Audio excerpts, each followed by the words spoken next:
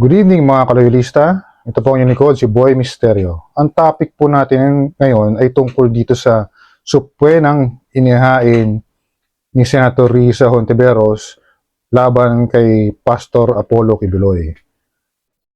Dahil hanggang ngayon hindi pa rin siya umarap sa hearing, siguro dahil tatakot o nagtatago o guilty ba siya? Kasi pag ikaw hindi ka guilty, dapat humarap ka, harapin mo yung mga bintang sa'yo.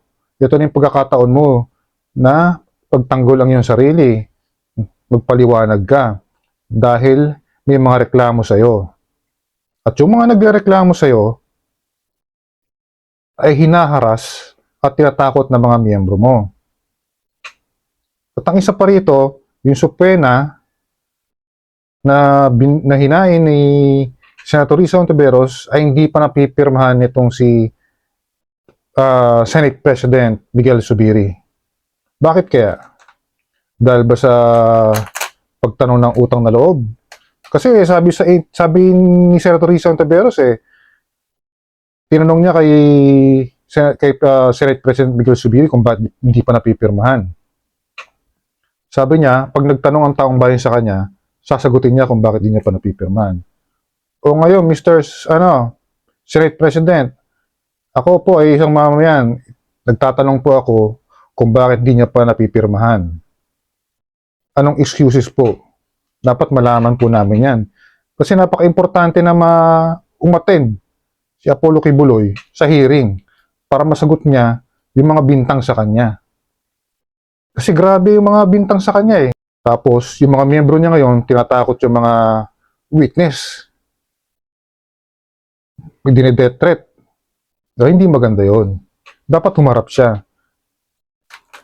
Naman, Mr. President, dapat, tungkulin mo yan eh. Napirmahan yan. Si Senator Tito Soto nga nun, di ba? Siya ang Senate President. Wala siyang dahilan. Yung mga ganyang kaso na supwena, pinipirmahan niya kaagad dyan. Kahit pa indirect contact si dating Pangulong Digong. Yung Parmali, pinirmahan niya antimano. Walang tanong-tanong. O di ba, nagkaroon ng hearing tungkol niya sa Parmali. Bakit ngayon ikaw, Mr. President, hindi mo mapirmahan yan? Anong meron? Ang tagal na niya sa mesa mo, hindi mo mapirmahan. Ito po, pakinggan natin yung sinabi yung interview kay Senator Risa Hontiveros, yung hinanakit niya. A subpoena has been requested, and I followed this up with a formal letter to the Senate President. At kung totoong walang kasalanan si Kibuloy, kusa na silang magpapakita sa aming pagdinig sa Lunes at hindi pa tago-tago na parang kriminal. Simula nung hinain ko ang resolusyon para imbestigahan ang mga pang-aabuso ni Apollo Kibuloy sa sarili nilang mga miyembro ng Kingdom of Jesus Christ, napakarami na po ang mga lumapit sa opisina para ibahagi ang sarili nilang mapapait na karanasan. Pagkatapos magbigay ng testimonya ni na alias Amanda at alias Jerome sa unang hearing, ay maraming dating mga miyembro ang nabigyan ng lakas ng loob para magsiwalat ng baho ni Kibuloy. Pero sa kabilang dako, dinumog po sila online ng mga alagad ni Kibuloy. Pinaratangan ng kung ano-ano para maliitin ang kanilang katotohanan. Their identities were even exposed, risking their safety. Mayroon po kaming ebidensya ng pagbabanta kay alias Amanda at alias Jerome at sa iba pang mga balak na mag-witness. Sa katunayan, ang isa sa kanila, kinasing yung karinderya niya ng mga taong nakamotorsiklo. We also have it on good authority that former members of KUJC are being gathered and promised favors in exchange for not cooperating in our Senate investigation. Ang malala, may ibang mga miyembro ng Kingdom na mukhang inutusan na makipag-ugnayan sa opisina ko para magkunwaring tetestigo tungkol sa mga pang-aabuso ng leader nila.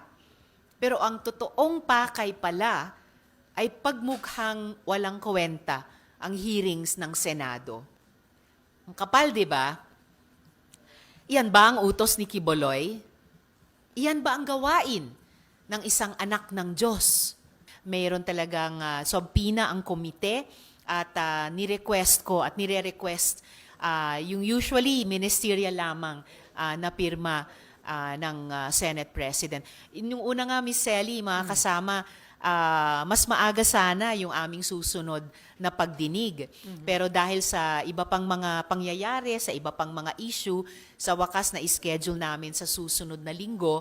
So, kumbaga, nagkaroon pa nga ng pagdaan ng ilan pang panahon. So, kung bakit hanggang ngayon ay hindi pa napirmahan iyon, hindi ko maipaliwanag yun. So, mas maigi pong kay Senate President yun na lamang pong itanong. Dahil ayaw ko rin at hindi rin ako nangingintriga, kaya sabi ko kanina, mas maiging itanong nyo kay SP para kanilang maipaliwanag. Pero nag-follow up ka na, ma'am, kay SP? Opo, nag-follow up Anong po sagot ako. po ng office ni Senate President Zubiri? Na kung may magtanong pa sa kanila, maipaliliwanag nila or ipaliliwanag nila. Kaya't maiging sa kanya nyo itanong. Pero personally, hindi, di ba nakikita naman kayo sa station hall, hindi nyo na panatanong kay SP Zubiri? What's keeping him delaying? Tinanong ko nga po at iyan nga po ang sagot niya sa akin para din po sa inyo. Ipaliliwanag niya sa inyo kapag tinanong nyo sa kanya. So, hindi pinaliwanag sa inyo, ma'am? Kasi para sa akin nga, gaya ng sinabi nyo rin, ministerial naman ito eh. Lahat ng mga, or halos lahat yata, ng mga naunang subpoena at request for subpoena, all ministerially pinirmahan. Naalala halimbawa ng Legis staff ko, panahon na iniimbestiga namin yung Farmally, at yun, posibleng direct hit kay Duterte eventually, ministerially pinipirmahan ni dating SP Soto. So, pero dahil nga, hindi rin ako intrigera, paunlakan nyo yung sinabi ni SP sa akin na kapag tinanong nyo, ay ipaliliwanag niya sa inyo. So, we're just wondering, nung magtanong Yes. kayo, ba't hindi pinaliwanag, ma'am, sa inyo? Kapag kami, sa amin daw, maipapaliwanag. Siguro kasi alam ni SP na in a way, halos hindi ko matanggap ang anumang paliwanag dahil nga ministerial halos ang subpoena. At lalo na't habang dumaan yung mga araw at linggo, eto nga, humarap sa harassment, humarap sa pagkikasing, humarap sa banta, tapos meron pang mga gustong magkunwaring testigo para lang, in effect, i-discarril yung investigasyon. So all the more, mahalaga sa akin yung subpoena kay Quiboloy. Okay, Mean. Sorry, ma'am, just to be clear. So is there a subpoena signed by SP Zubiri forthcoming or none? I hope so po. Kasi kung sa akin lang, sa regular na pagtakbo ng trabaho ng komite, then I should hope so. But is he signing it or not? Po? As of today, hindi pa. And you could ask him why. Ayan po, no, napakalinaw ng mga sinabi ni Senator Risa Ontiveros tungkol dyan sa pagpirma ni Senator Miguel Zubiri, yung Senate President, na bakit di niya pinipirmahan, pag ang taong bayan daw magtanong sa kanya, sasagutin niya. Bakit pa kailangan dumaan sa ganun na pagtanong kami? Pero ang inulit ko ngayon, nagtatanong kami, bakit di mo pa pirmahan? At tungkol doon naman doon, pumalik tayo kay Senator Risa, dapat pirmahan na talaga ni Senate President yan. Dahil nga kailangan mapirmahan yan, dahil ministerial yan. Yung subpoena. Kung natandaan nyo nga, di ba, binanggit ni Senator Risa, halos parehas yan yung sa Farmally. Indirect nga kay President Digong yun. Pinirmahan ni Tito Sen, di ba? Walang kung anong tanong. Pirma kaagad. Hindi nagkaroon ng hearing. Bakit dito hindi niya magawa? Anong meron talaga? Nagtatanong po kami, mga taong bayan. Bakit hindi niyo mapirma-pirmahan yan? Anong meron talaga? Pakisagot po, Mr. Senate President. Dahil gusto namin talagang malaman Dahil importanteng umaten si Kibuloy dito sa hearing na to. Dahil matindi ang mga akusasyon sa kanya. Mr. President, kung nakikinig ka man, huwag ka na matulog sa pansitan, pirmahan mo na yan.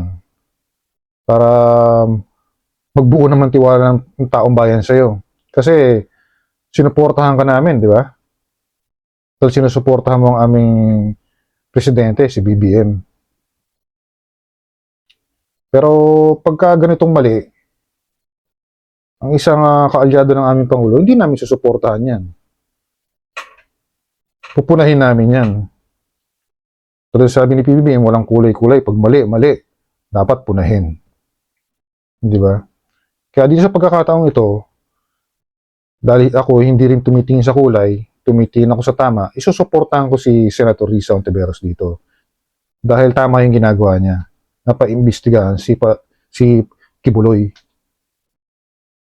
Dahil hindi biro yung mga bintang at paratang sa kanya. Ngayon, binibigyan siya ng pagkakataon na harapin ito, pero hindi siya nagpunta. Di ba? Hindi siya nagpunta. Bakit hindi siya nagpunta? Hindi natin alam. Nagtatago, guilty. Siya lang makakasagot nun pag umaten siya. Kaya kailangan, pirmahan na yan ni Senate President para makatin si Kibuloy. Eh, pag hindi niya pinirmahan pa rin yan, alam na natin kung anong meron sa kanya. So, hanggang dito na lang po mga kalilista. Ito po yung lingkod, Boy Misterio. Please like and share my video and please subscribe to my channel para lagi po kayong updated sa may init na balita.